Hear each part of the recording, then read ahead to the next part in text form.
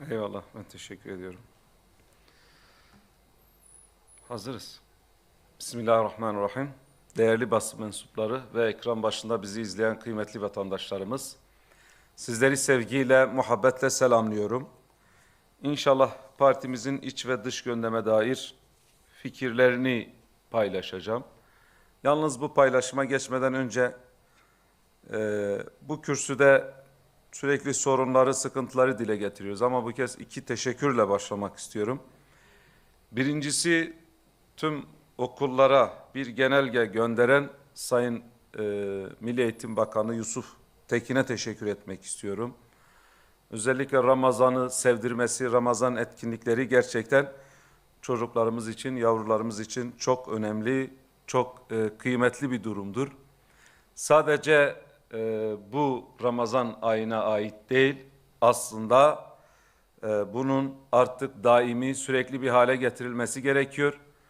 Maalesef yıllardır bu çocuklarımız, bu yavrularımız köklerinden, medeniyetinden, değerlerinden koparıldı ve bizim bu çocuklarımızı yaratılış gayesine uygun bir şekilde yetiştirmek hepimizin, boynumuzun borcudur. Diğer bir konu, çocuklarımızın ve hepimizin ağzına Allah lafzını söyleten, ilahileriyle gönüllerimizi coşturan sanatçı Celal Karatüre'ye teşekkür etmek istiyorum. Dillerimizden Allah eksik edilmesin, gönüllerimizden merhamet eksilmesin diyorum. İç gündeme dair paylaşacağım konu gerçekten gençliğimizin hayatını karartan, geleceğimizi karartan bir durum olan, özellikle son günlerde konuşulan uyuşturucu testleri için standart oluşturulmalı. Uyuşturucuyla mücadele yalnızca güvenlik ya da sağlık kurumlarının sorumluluğu değildir. Çalışma hayatını, aile yapısını ve gençliğin korunmasını doğrudan ilgilendiren çok boyutlu bir toplumsal sorundur. Özellikle işe alımlarda uyuşturucu madde testi uygulanıp uygulanmaması konusu kamuoyunda tartışılmaktadır. Bu uygulamanın mevzuata dayanıp dayanmadığı ve devlet denetiminde yürütülüp yürütülmemesi gündeme gelmektedir. Mevcut durumda uygulama sınırlı alanlarda ve standart bir denetim mekanizması olmaksızın sürdürülmektedir.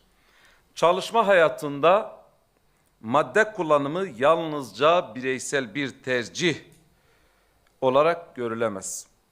Dikkat ve refleks gerektiren işlerde bu durum iş kazalarına, üretim kayıplarına ve üçüncü kişilerin hayatını riske atan sonuçlara yol açabilmektedir. Bu nedenle mesele işveren-işçi ilişkisiyle sınırlı değildir.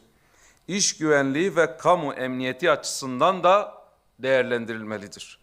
Ancak test uygulamasının keyfi ve ticari bir zeminde yürütülmesi hem eşitsizlik hem de güven sorununu doğurmaktadır.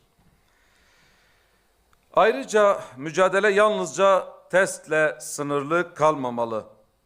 Bağımlı bireyleri sistem dışına iten değil, tedavi ve rehabilitasyona yönlendiren bir anlayış benimsenmelidir. Bununla birlikte uyuşturucuya erişim kanalları engellenmeli ve dağıtım ağlarına karşı mücadele kararlılıkla sürdürülmelidir. Bu çerçevede olması gereken işe alımlarda uyuşturucu testinin açık bir mevzuat dayanağına kavuşturulması ve devlet denetiminde standartları belirlenmiş bir sistemle uygulanmasıdır. Yapılan bu testler ücretsiz olmalıdır. Test sonucu bağımlılık tespit edilen kişilerin tedavi ve rehabilitasyon süreçlerine erişimi güvence altına alınmalıdır. Uyuşturucuyla mücadele önleyici ve iyileştirici boyutlarıyla birlikte içeren bütüncül bir devlet politikasına getirilmelidir. Diğer bir konu, kıymetli basın mensupları, Gazze'de sözde bir barış konseyi var ama maalesef bu sözden öte bir durum değildir. Gazze Barış Konseyi toplantısı vesilesiyle kamuoyuna bir kez daha hatırlatmak isteriz ki, varıldığı ifade edilen anlaşmalara rağmen Gazze'ye insani yardım girişleri hala son derece sınırlıdır. Temiz temel gıda, temiz su, ilaç ve barınma malzemelerine erişim ciddi ölçüde kısıtlıyken 7 milyar dolar finansman taahhüdünün Gazze halkının gerçek refahına hizmet edeceğine dair kuşkular sürmektedir. Öte yandan bölgeye asker göndereceği açıklayan çoğunluğu Müslüman ülkelerin direniş güçlerinin silahsızlandırılmasına hizmet eden dar güvenlik projelerinin parçası olmak yerine sivillere yönelik ihlallerin durdurulmasında fiili ve caydırıcı bir rol üstlenmeleri gerektiğine inanıyoruz. Gazze halkının ve doğal kaynaklarının ekonomik ya da siyasi projeler uğruna sömürülmesine izin verilmemelidir. Gazze'yi bir yatırım veya turizm sahasına dönüştürmeye yönelik dış merkezli tasavvurlar yerine bölgenin yönetimi ve güvenlik yapıları Filistinlilerin iradesi ve katılımıyla şekillenmelidir. Yeniden imar sürecinde tüm kısıtlamalar kaldırılmalı, malzeme, ekipman, finansmana engelsiz erişim sağlanmalıdır. Uluslararası kamuoyunu Gazze'yi gündemden düşürmemeye, mülkiyet haklarının korunması ve Filistin halkının kendi geleceğini tayin etme hakkının güvence altına alınması için sorumluluk almaya davet ediyoruz. Gazze'nin geleceği Gazze halkına ait olmalıdır diyoruz. Diğer konular, gençlerimizin bize ilettiği problemler var, sıkıntılar var. Bu konuda biz de gençlerimizin sesi olacağına, onların sözcüsü olacağımıza dair gençlerimize söz verdik. Ve bugün gelen sorunları inşallah sizinle kıymetli basın mensuplarımızla paylaşacağım. Şimdi ilk en çok gelen konu kışlasız bedelli askerlik sorunu. Ve bu yaklaşık kaç yıldır sürekli bu sorun gündemde. Özellikle gençlere 28 günlük bir kışla zorunluluğu var.